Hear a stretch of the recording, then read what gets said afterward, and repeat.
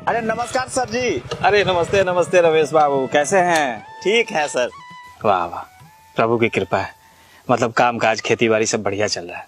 जी sir जी, थोड़ा बहुत जमीन है उसमें खेती बाड़ी हो जाती है। अब बाकी बात जो समय मिलता है ना, ये मालिक का मजदूरी कर लेते हैं। बस ऐसे ही जिंदगी चल रहा है।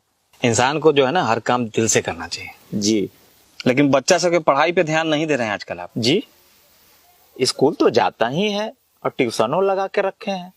आता है स्कूल सब, लेकिन रेगुलर नहीं आता है। मतलब कि सरकारी विद्यालय जो है ना 250 दिन खुला रहता है साल में, लेकिन ज्यादातर बच्चा जो है ना 150 दिन आता है, और उसमें आपका भी बच्चा शामिल है। बेटा तो हमारा नालायक निकल गया, लेकिन बेटी तो। देखिए रमेश जी, बेटा और बेटी दोनों को पढ़ाना बहुत जरूरी होता है।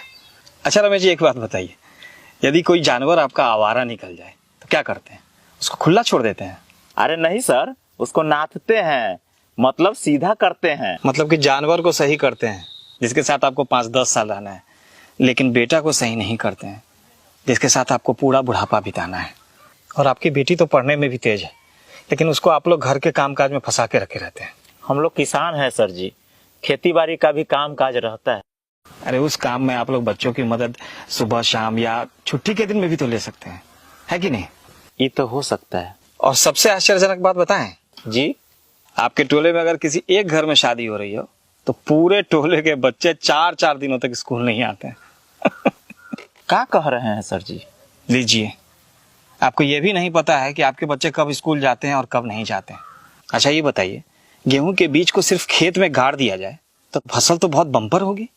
नहीं सर जी, ये कैसे हो सकता है? गेहूं की खेती करने में पूरे 150 दिन लगते हैं।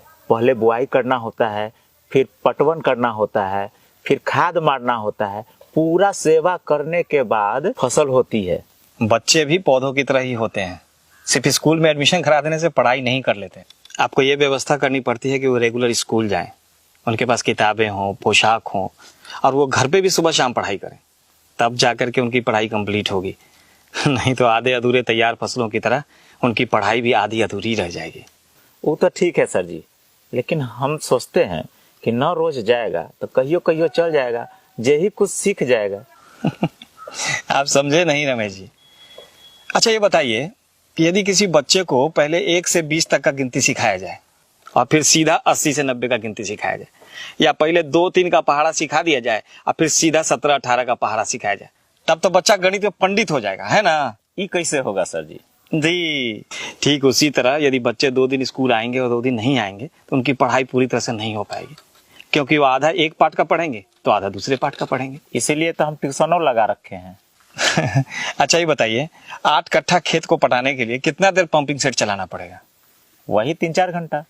यदि 1 घंटा पंपिंग सेट चलाएं तब तक खेत एकदम पूरा पट जाएगा, फसल बम्पर हो जाएगा, है ना? क्या कह रहे हैं सर जी? फसलें नहीं होगा। जी ठीक यही बात ट्यूशन पे भी लागू होती है।